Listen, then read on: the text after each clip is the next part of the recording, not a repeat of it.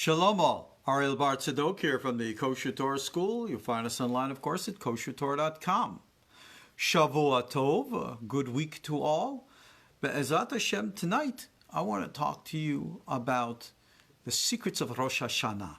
For a time stamp, we all know that Rosh HaShana is literally just days away right now. And most people will come to the high holiday period thinking the day of judgment is upon us. They will go to the synagogues and recite long prayers, and they'll listen to the shofar blasts, and somehow in some way think that they've done their good deeds for, I don't know, the day, the year, whatever. Well, there's a lot more to this time period than just the ritual observances therein, and some of those secrets I think we're going to get into now. So, in recent classes, I've been introducing the concept of what I call the Kabbalistic Talmud, trying to help everyone understand the great secrets that the sages of the Talmud concealed within the writings of both the Mishnah and the Gemara. What secrets? Not just metaphysical philosophies, the likes of which you'll find in Zoharic literature, but rather, if you will, the secrets of the Ma'aseh Merkavah and Ma'aseh Bereshit, or essentially the realities of our universe, how we interact with them, how we influence them for better. For those of you who are not familiar with the history of the Talmud itself has always been subject to the most horrible of persecutions, similar to that of what Jews themselves have experienced throughout the centuries. People who come to the Talmud come to it usually from one or two areas. Usually one of great embrace, or second of great fear. That's usually where it comes from. Today, Talmud is actually studied in many a university around the world because of its philosophical profundities.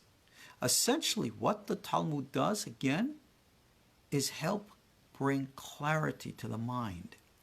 It helps to bring light into darkness and order into chaos. The chaos of the mind is the most confusing and dark place of them all. So anything and everything that we can do to bring clarity to the mind is what we call tikkun. So when we study our prophetic Kabbalistic teachings and we're doing meditations and the like, our purpose is not just to sit back and have some kind of a sublime, emotional, and or relaxing experience. No, ours is a transpersonal experience so that we can become aware of, sensitive to, and interact with the greater realities of collective consciousness that exists around us. Some will call this the development of psychic powers, telepathic abilities. And yeah, that's accurate, that's true. We will call that Ruach HaKodesh in our tradition. Other traditions, of course, have different names for it. It's all the same. But the sages of the Talmud were masters of this. They lived in it. And they taught us how to acquire this. Not by metaphysical means, because the sages knew very well where the collective consciousness of the people was, and therefore how to properly interact with it.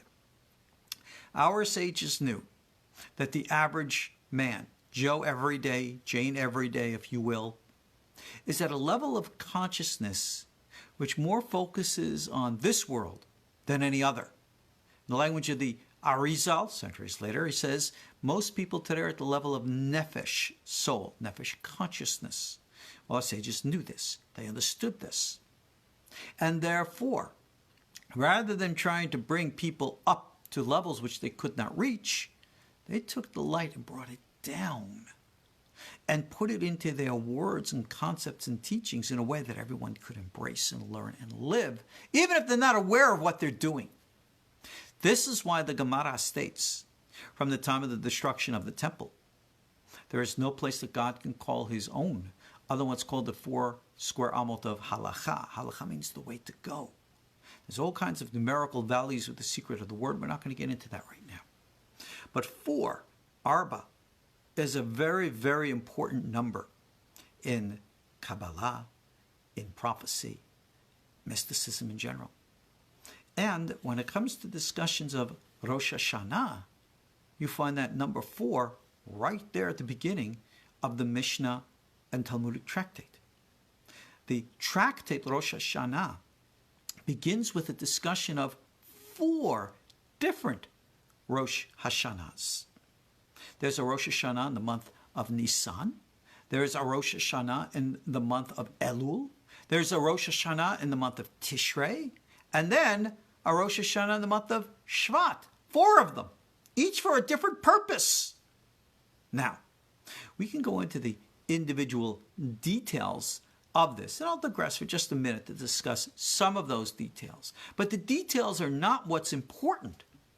What is important is, why are the sages teaching us this? Why 4? How come there aren't 5?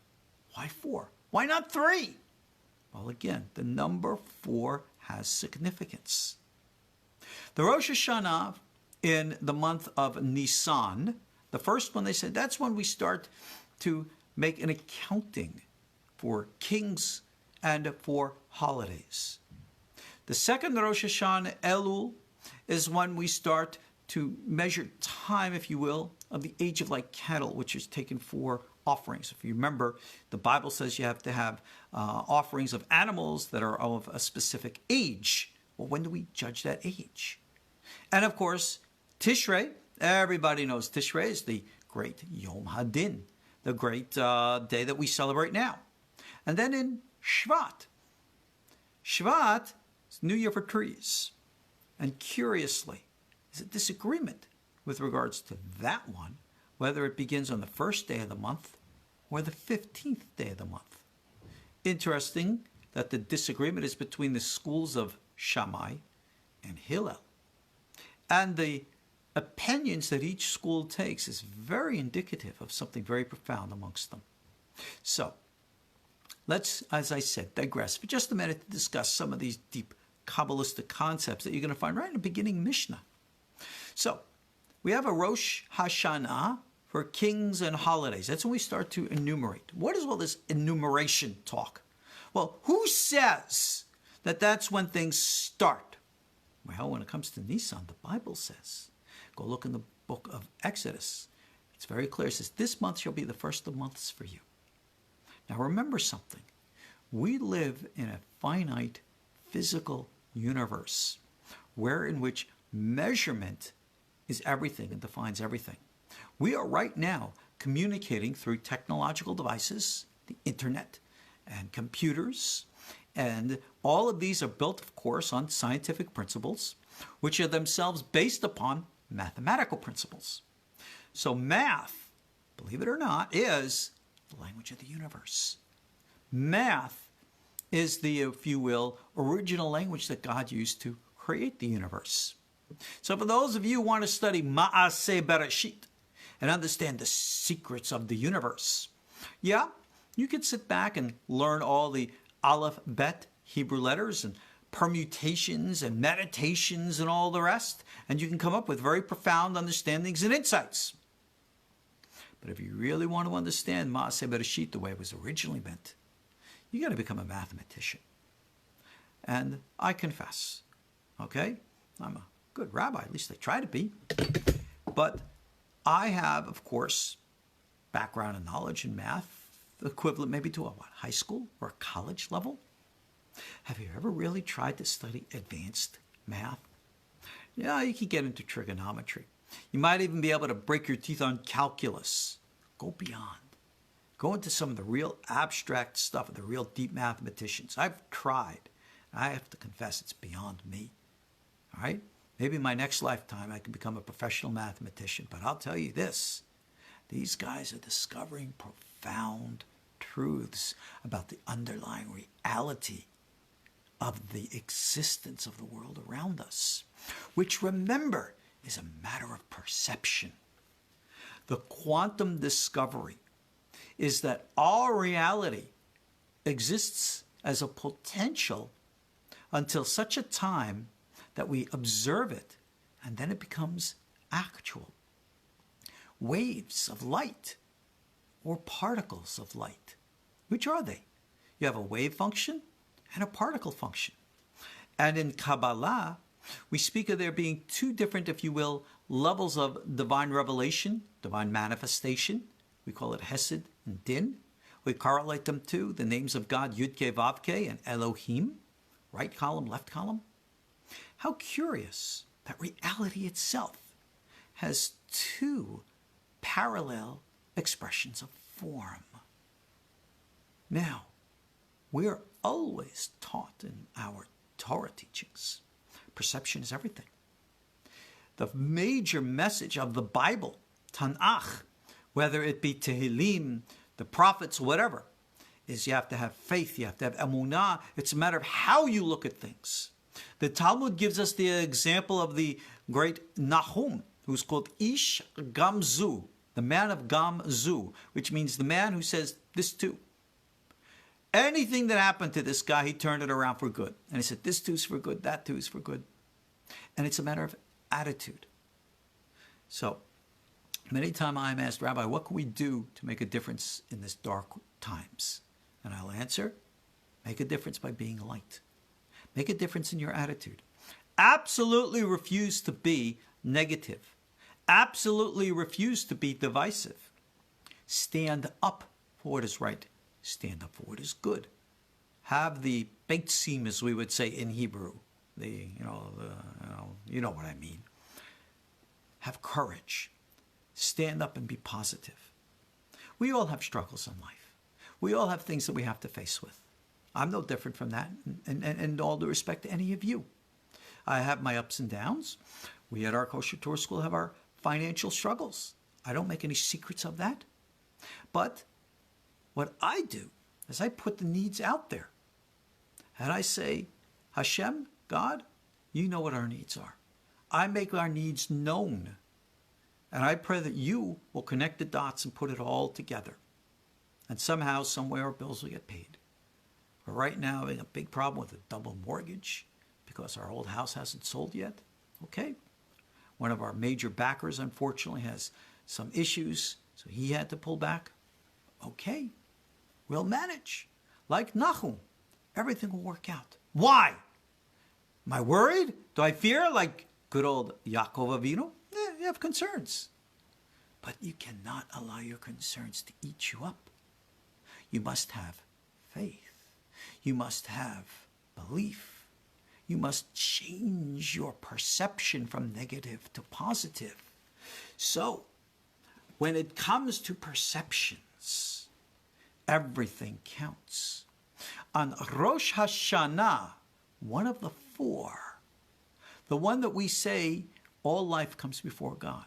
It's real simple how and why this came about. Remember, in the Bible, Rosh HaShana is never mentioned. The day of the blowing of the shofar was not understood as the beginning of a year or the day of judgment. That revelation came to the masses in Babylon. And the relationship is clearly astrological. And I've discussed this in other places and other times. I've elaborated on this in my ebook, Tishrei Lessons. What it is, very simply, is the month of Mosnaim, Libra, the influence and the effect of how that astrological influence is on human consciousness. So for those of you who are not familiar, the law states very clearly, consciousness demands that on Rosh HaShana, that is not the day you go and atone for your sins. That is not the day that you confess what you've done wrong. Oh no, we don't have no confessionals on this day.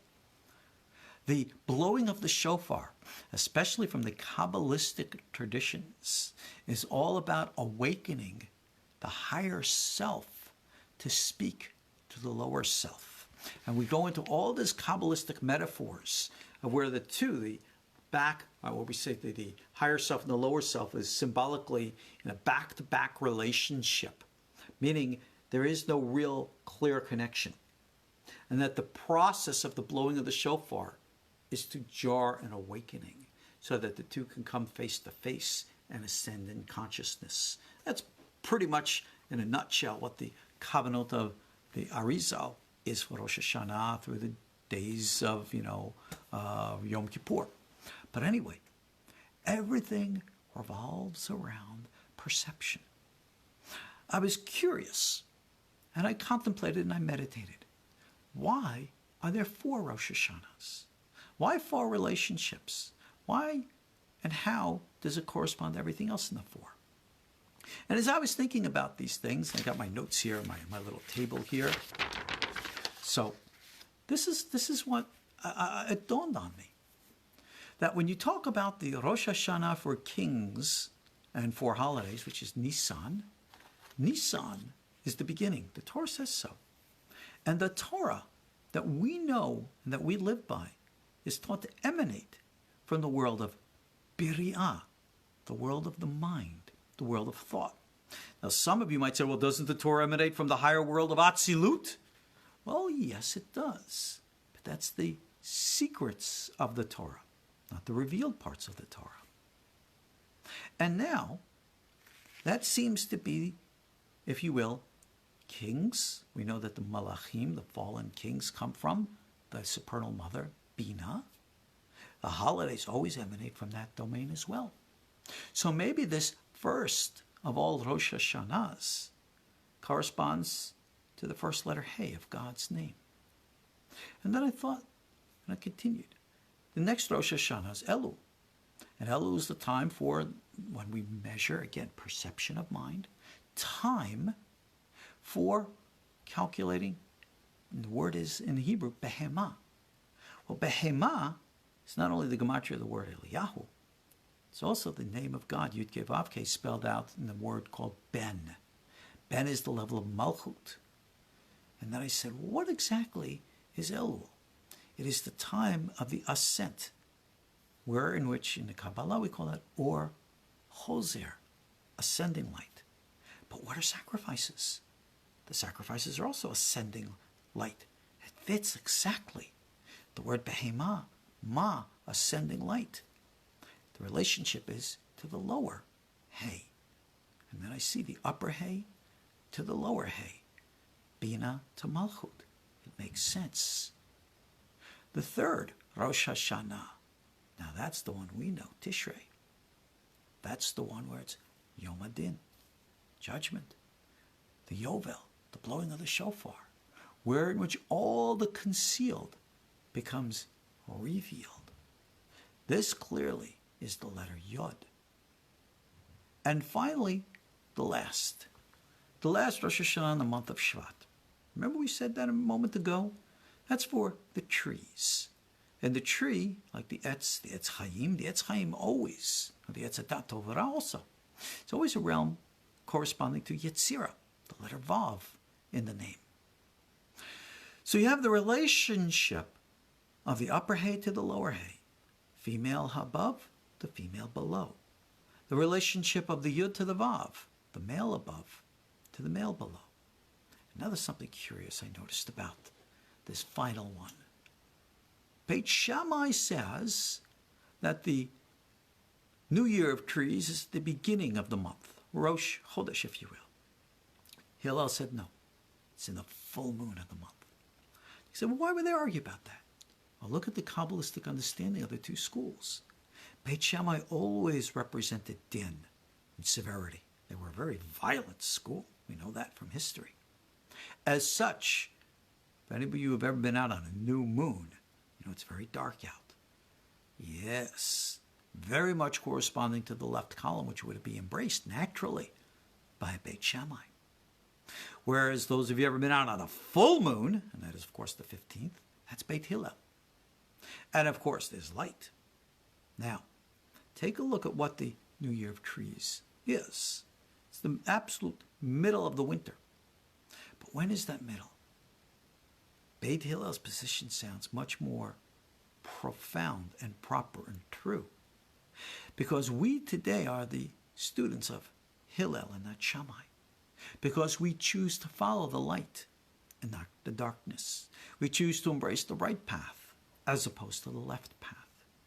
So right now in the beginning of the Mishnah, the Rosh HaShana tractate is teaching us a relationship of energies between what we would later call the Sefirot, or the Partsufim.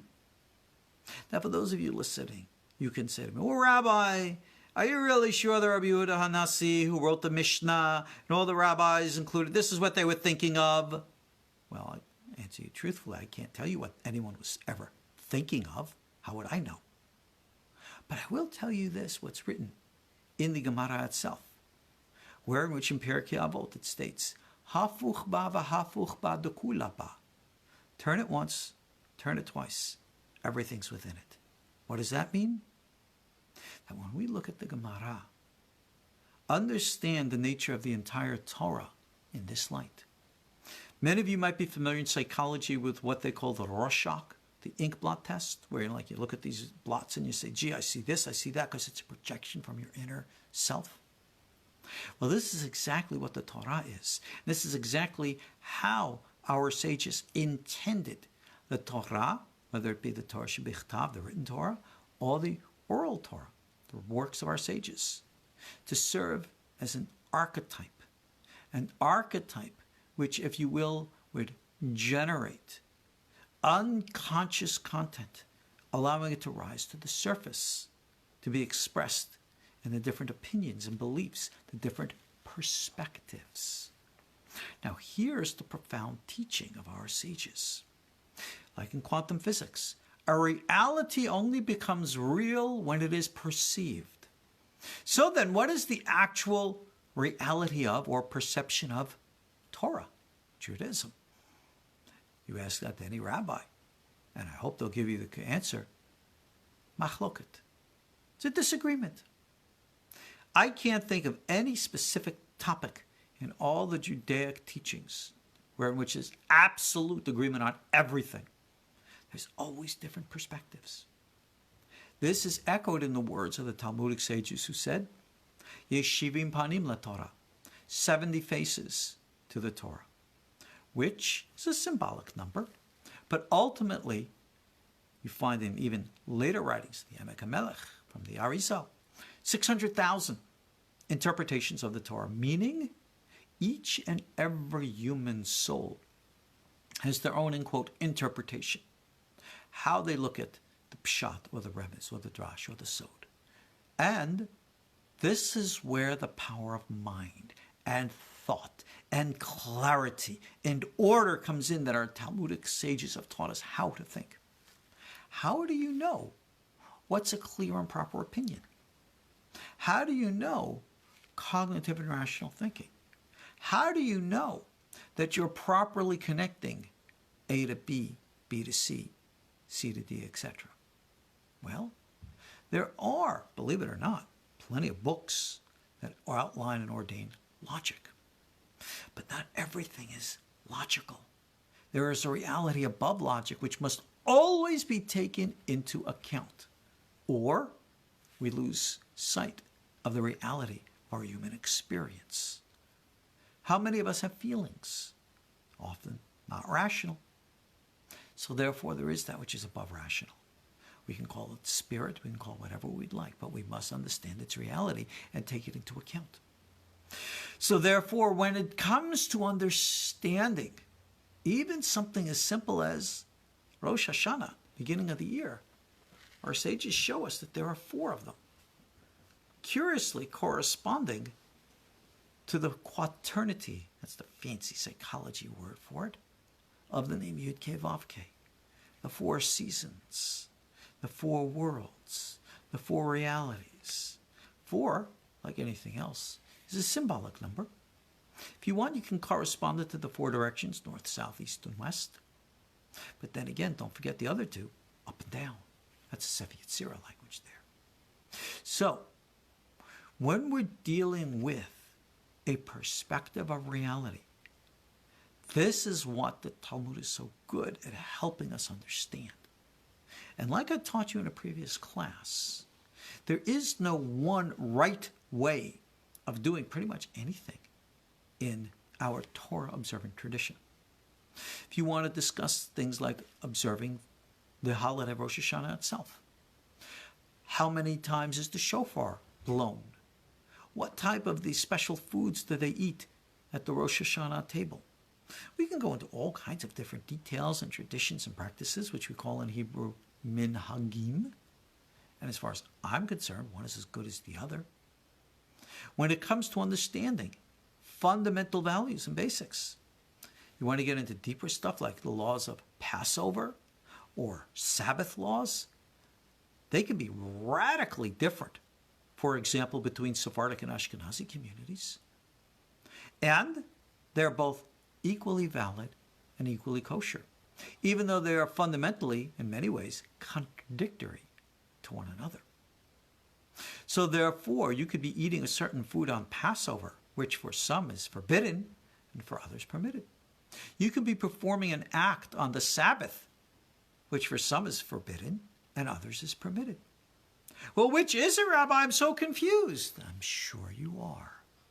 Well, this is why we say learning Torah is the most important thing in the world. It's not about memorizing what's written on a page, but what it's about is the fluidity, the movement, the power of thought, which brings perception, not in a rigid form, a la Shammai, but in a fluid form, like Hillel. And this is what real, kosher Torah is all about.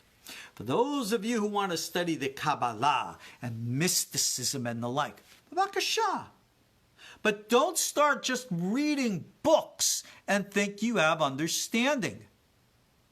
No. You got to understand what the books say. I told you, I've taught you this many times before. My teacher, Rabbi Meir Levi, alav shalom, that was one of the first things he told me. And I'll confess, it took me years before I really grasped what he said. Let me give you another example. It just popped into my head. For those of you who don't know, for many, many years, I've been a student in martial arts. I literally started when I was 11 years old. I've been practicing all my life. I started with judo. I did basic taekwondo before I went into Shaolin Hungar, which has always been my system ever since. And for years and years, I practiced. And when I was a young man in my 20s, up to about 30 or so, I was pretty damn good. I was fast, I was hard, I could do a lot of stuff. Now, at that time in my life, I wanted to study soft style. I had the rare opportunity. They had a new teacher at the William Chen School in New York. This is really dating ourselves, going back a way. His name was Master Chen. Just got off the boat from China, speaking broken English, and he was teaching us like concepts, like Tao De Jing concepts, and he was teaching Bagua Chuan. And the Bagua is something that I wanted to learn. So we were walking the circle forward and back and forth. But when I first started with him, he asked me about my background and stuff, and I told him what it was. And he says, okay. He said, try to hit him. I've been fighting for a dozen years or more at the time. Wasn't the problem. So we went into form. He was doing his Bagua, and I was doing my Shaolin, and throwing punch, strikes, kicks, everything. This guy reminded me of like one of these beach balls in the water. I couldn't lay a hand on him. Not only did he not have to put up his arms to block me, he just like moved out of the way. And I tried to kick, I tried to punch, and I just couldn't make contact with this guy. And I wasn't slow, and it's not because I lacked technique, but he had something that I just couldn't get. And finally, frustration, I said to him, okay, Sifu, please, what on earth are you doing? And he smiled, and he showed me subtle little changes. He says, when you take your foot, pivot like this. When you move your hand, instead of going like this, just shift slightly. He showed me subtle little nuances. He says, try again. And I noticed that instead of my body forcing itself into movement, it was flowing into movement. And it was different. I could feel it. In the Oriental tradition, they would say, I'm feeling the chi flow through me. In subtle little things that took just a few minutes to learn, everything that I learned for the past 15 years or more was transformed. It reminded me so much of how I learned with Rabbi Meir Levi. With all of the Kabbalah that I learned from the books, how it was transformed by just showing me the inside way. Perception is everything. I could be taught a form of a book of Kabbalah, a form of martial arts, and if I stay embracing the outer form, then my perception is limited. But if I can go within the inner form, that is when you can flow with what we call in Hebrew the Shefa. The Chinese call it the Qi, and it's the same thing. And they have a rule. They say the Qi always follows the mind. Oh, what a Kabbalistic concept. Mind. Neshama. Remember the mind, Biriah? Neshama rules over all. The foundations of our moralistic teachings is, of course, that mind must control over emotions. Not that emotions are bad, not that emotions are wrong. Emotions have their place. But that place is a context. When we learn that there are 4 Rosh HaShanas, because time itself has its places, just like everything in physical form have its places. Energy has its places. There's a time and a purpose for all things under heaven. What we're talking about here are universal realities of truths. Science. The reality of what we call Ma'aseh Bereshit. This is exactly what we're dealing with, and why our sages say you got to be careful with teaching these things in public. Simply because not everybody can grasp them. I confessed to you moments ago my own limitations. When I was a much younger man, I wanted to go and get an advanced degree in physics. I figured it was good enough for Ariel Kaplan's, good enough for me. So I went and I sat in these graduate courses of physics, and the concepts I could understand, thank God. But the math, beyond me. I was stumbling on the math. All right? I didn't have the foundations and the backgrounds of that level of mathematical computations. So I have my limitations. What can I say? We each do. But yet I recognize that the way that science today is understanding the universe is, and they don't even know it, analyzing the language of God. Now, they don't want to refer to it as that because they don't want to get into the quagmire and the controversy of the external forms of religion, which everybody is fighting about to this very day. You realize how foolish and stupid it is? Everybody's fighting over this religion and that religion. It's right here and all over the public media. Right? The violence that we see in the Middle East today in the form of Islamic extremism was only matched 1,000 years before that with Christian extremism, a la the Crusades, which was only matched 1,000 years before that by Jewish extremism, the zealot rebellion against Rome. Any kind of embrace of externals, which leads to a collapse of fluidity into rigidity, that's that danger of the extremism that leads to destruction. So how many Rosh HaShanas are there? 4. Why? Because there's a Yud and a K and a Vav and a K. There are multiple realities. There are multiple levels. And each thing has its time. Each thing has its place. And the only way you can ever tap into that is to be fluid and open and moving and changing and evolving and growing, just like the Torah itself did. We say that at Mount Sinai, God showed Moses everything. He showed them all the souls of all the different sages and everything else. And they said that God showed him the soul of Rabbi Akiva. And Moshe was impressed. This is a great guy. Why don't you give the Torah through him? I got my reasons. Okay. And Moses, according to the story, says, what happens to him? We see what happened to Rabbi Akiva. Such a terrible, terrible consequence fell upon Rabbi Akiva. Remember, he was tortured to death. Why? Curiously, he got caught up in the extremist movement of Bar Kokhba. He was like their spiritual leader. And needless to say, the ultimate end result of that collapse into rigidity is destruction. And why? Because once something is so rigid it can't move, How do you free it? You got to break it, smash it, so that the rigidity can again be broken down into its fundamental pieces to grow again. That's what we call Shavira. This is the tikkun that we speak of. Sometimes destruction is meant to bring healing and rectification. Now, it doesn't have to be that way. This is why we're taught for things to be fluid. But understand that when tough times come, it's because we've become so rigid into a form that new birth needs to come. Look at what's been going on in the history. Look at history over the periods of centuries, and you'll see the flow of this movement.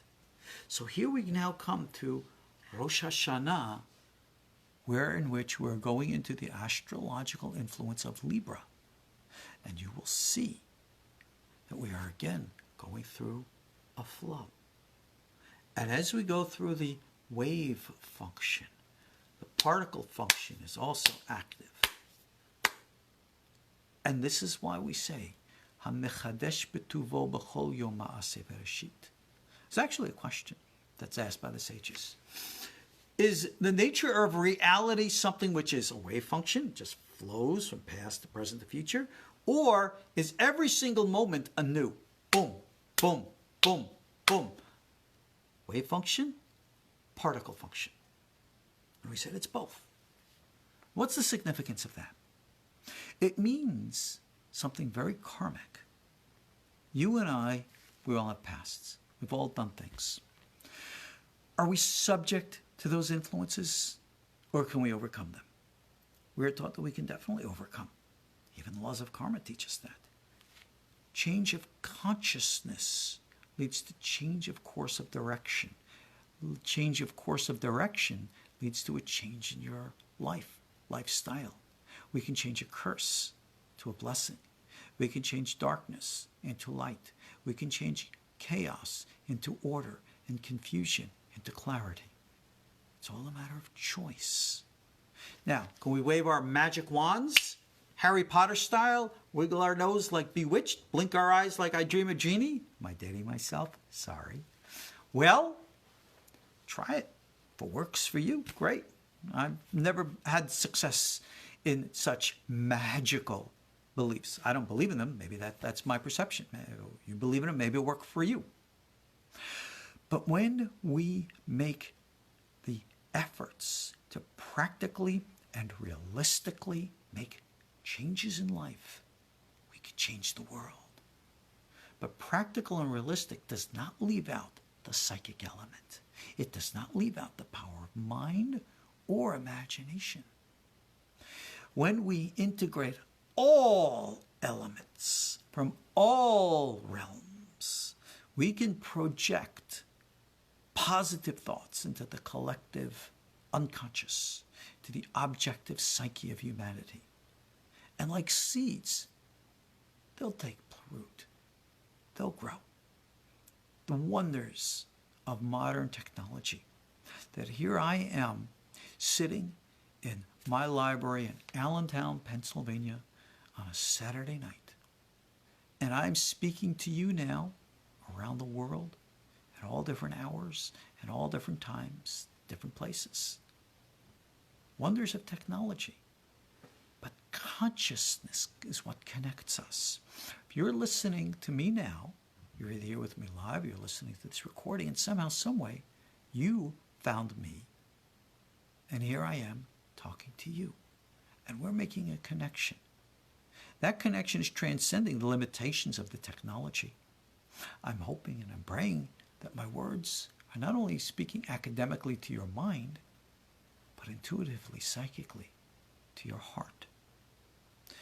For my KosherTorah student body, I come out with a daily little word of Torah from the Tikkun Zohar. And I'm presently sharing them in 5 or 6 minutes or so. Daily amounts of learning what's called the famous Patach Eliyahu, the prayer of Eliyahu Navi. And I'm teaching them the basics of what I call the Kabbalistic Pledge of Allegiance, if you will, the fundamental aspects of knowledge. which is necessary for us to intuit properly, sense and feel the flow of the energy around us. Like I said, Talmud Torah is very important, learning of Torah. But it's not just the learning, it's the doing. When it comes to the performance of rituals, that's one thing. We have to do them in order to fulfill them. But if you want to study Kabbalah, you have to do it too. Now, some people refer to doing Kabbalah as Kabbalistic magic or Kabbalah Ma'asit. No, I'm not talking about that. I've done classes on that before and explained that the psychic development, the prophetic abilities, has nothing to do with interaction with earth and native spirits. That is what the Kabbalists have referred to as Kabbalah Ma'asit, the likes of which we do not interact with. Why? Those spirits, they're entities, they're out there. But like us, they're subject to higher authorities, and they don't always know better. So therefore, to try to interact with them for some is entertaining and ooh and ah and wow, like a movie. But it's not enlightening, and that's why we don't seek it. Those who understand the depths of consciousness, who understand the flow and movement of mind, recognize how important it is for things to be fluid, moving, and growing. In our Torah-observant traditions, again, this is why when it comes to halachic observance, we have to be very careful how we define and decide what it is that we do as individuals, and especially if you're in a position of authority, being like a rabbi, what you tell others to do as well. We're all familiar with the big traditions of Ashkenazi and Sephardic. We could throw in 100 different ones as well.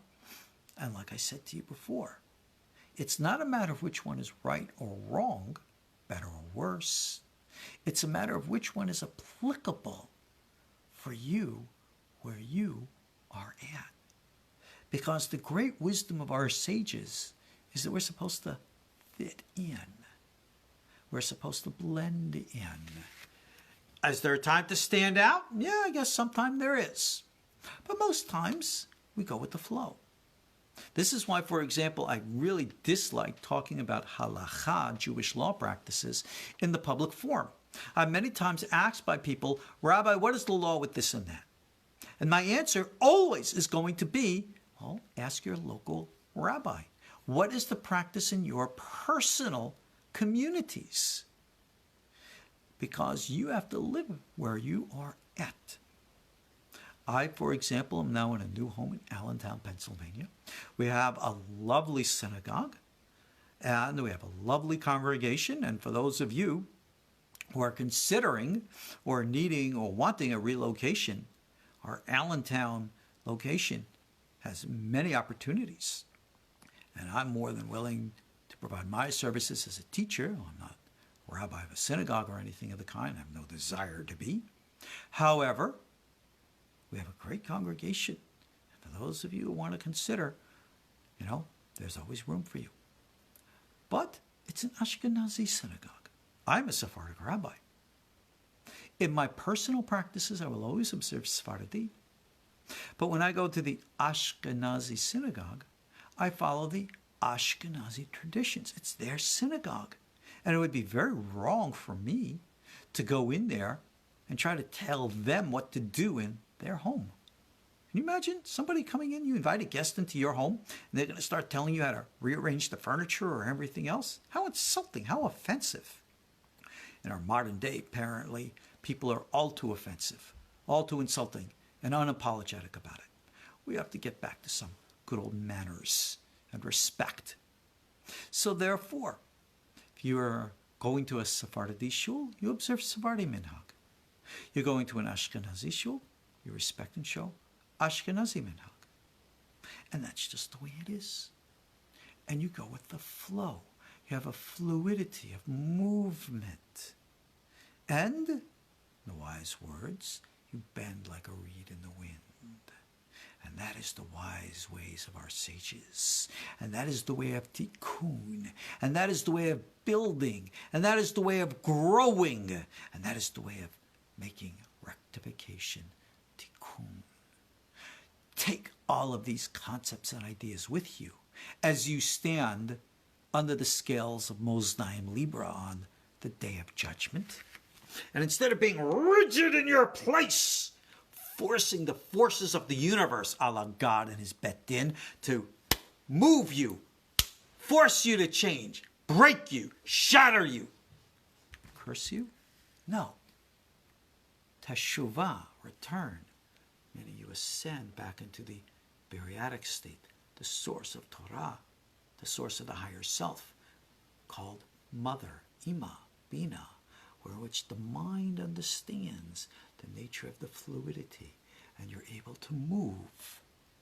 And as you're able to move, then the subtle nudges of life will take you, like flowing down the river where you need to go. Don't fight it. Don't argue. Don't always try to dismiss.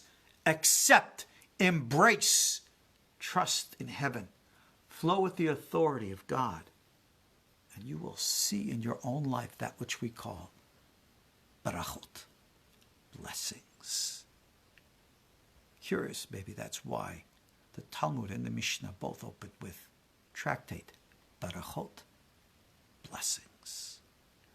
I conclude now with offering you my blessings. Take this to heart. The true secrets of Rosh HaShana is understanding the nature of the fluidity of reality itself.